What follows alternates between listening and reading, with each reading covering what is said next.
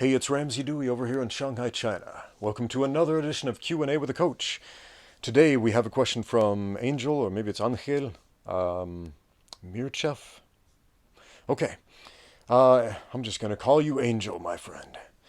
He says, "Hi, Coach. This requires a bit of a backstory. I started martial arts due to being severely overweight. All right, cool. Now I lost a lot by starting, but I keep my bad eating habits, specifically in regards to eating too much sugar, specifically chocolate."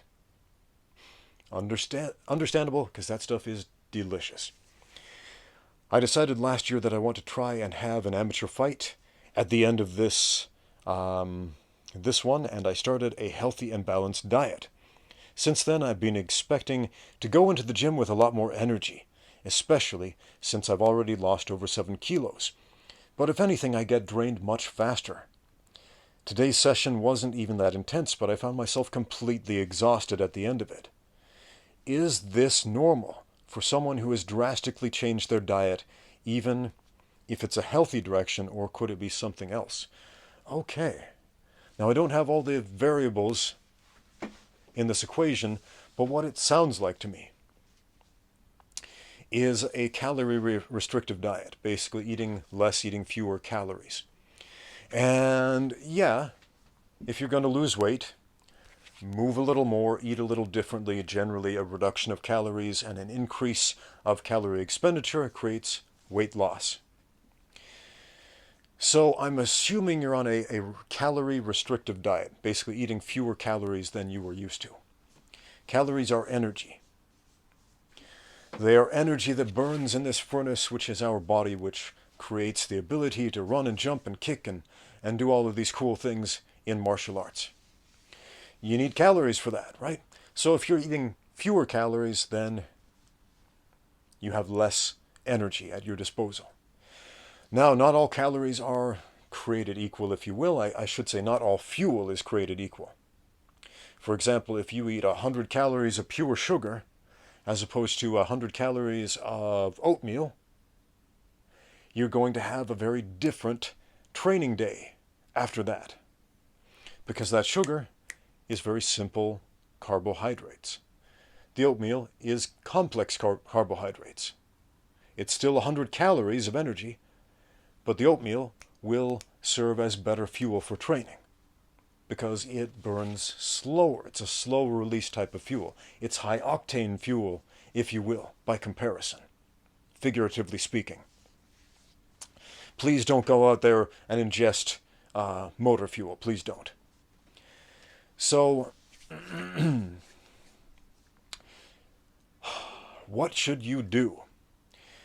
Well, whenever somebody asks me a question about nutrition, I would say to them, keep a nutrition log. Get a notebook, write down in it everything that you eat so you can look back over that. And so you can show it to a nutritionist or any other expert in the field of nutrition when you ask them questions about your diet. So you can say, this is what I eat, this is what I have been eating, and take another log of your not nutrition, of your exercise, of your training, and say, this is what I've been doing. And then explain, and this is the result of how I feel. Is there anything about this or this I can change to change the way I feel? And you're going to get a lot more straightforward answers, right? If you were eating a garbage diet before, candy, chocolate, sugar, whatever, and now you're eating garbage but less of it, that won't yield the same results as, say, eating too many portions of a balanced diet before and eating just the right amount of portions of a balanced diet after. And that won't yield the same results as eating a garbage diet before and eating a healthy whole foods diet afterward. So, I am really guessing with this answer because I don't know what you've been eating. Just that you say you've been eating more healthy. And I hear this from a lot of people who say, yeah, I'm eating healthy. And I ask them, log your food, log what you eat. And then they show it to me. And I'm like, That's not as healthy as you think it is. What do most people do when they start eating healthy? From what I've seen, a lot of them start eating salad. Salad, my friends, is the most deceptive junk food out there. Yeah, salad is one of the most deceptive junk foods out there. I'm not saying vegetables are good for you. Vegetables have lots of vitamins and minerals and micronutrients in them. But for the most part, they're devoid of calories. They have no protein, no carbohydrates, no fat, with few exceptions. But what do people eat salad with? Generally salad dressing. That's where the junk food comes in. What salad dressing? Generally it's oil and sugar.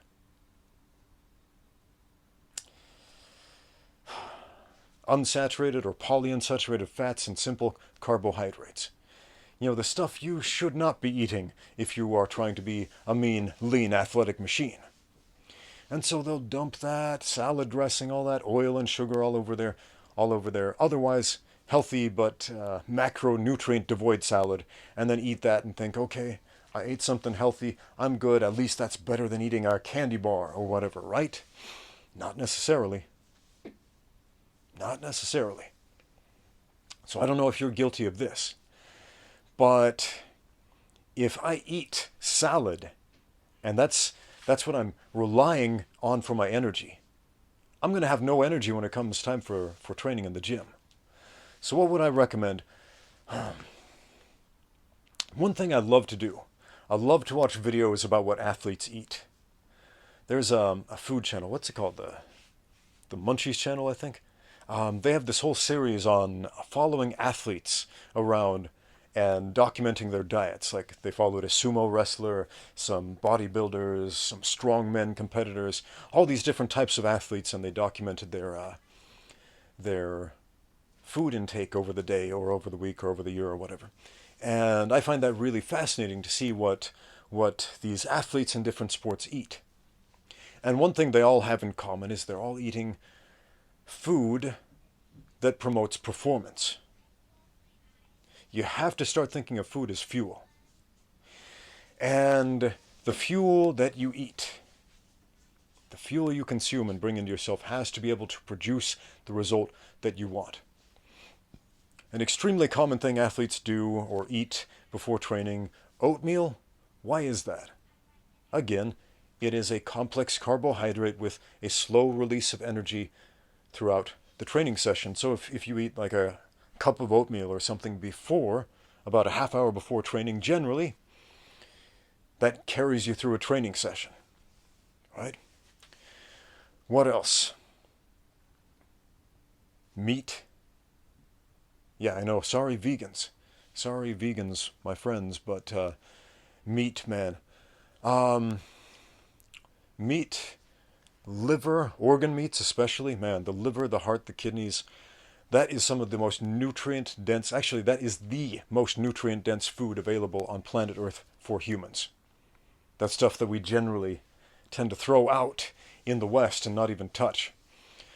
But yeah, it's not just about protein, man. You can get protein from all kinds of different sources. But there are about 14 or maybe 15, I'm going to have to look this up, essential nutrients which are very, very difficult to get from other sources, which are readily bioavailable in meat. Okay. Eggs are great training fuel. Also pay attention to the way you prepare your food. Obviously, something breaded and deep fried is going to have a bunch of extra garbage in it you don't need, as opposed to something which is not breaded and deep fried with all this extra added stuff to it, which is essentially the equivalent of drizzling dressing all over a salad, which again makes it nature's greatest junk food. So, as opposed to a calorie restrictive diet, if you will, or thinking I have to eat less and less, think I have to eat differently. So you can eat a lot of very satiating foods, which actually have less calories and less garbage in them than what you may be used to. And at the same time, have a high enough level of complex carbohydrates, healthy fats, and lean proteins. So look out for those things. I hope that advice helps. But again, write it down, and whenever and wherever possible, check with a nutrition expert. That is a whole separate degree, man. A personal trainer is not a nutritionist. A combat sports coach generally is not a nutritionist. I am not a nutritionist. That's like going to a bank and thinking the bank teller is the banker. That's a totally different job. Or going to a library and thinking that the person behind the counter stamping your books is a librarian. That's a whole different job. Nutritionists, librarians, bankers, those guys are advanced people in their field. All right? So, respect the science of nutrition, but at the same time, I'm not saying simply defer to authority in all aspects. Become an authority. Study the science of nutrition as much as you can. For athletes, that's one of the most important things you can do, is become an expert in nutrition. Thanks for watching. Now get out there and train.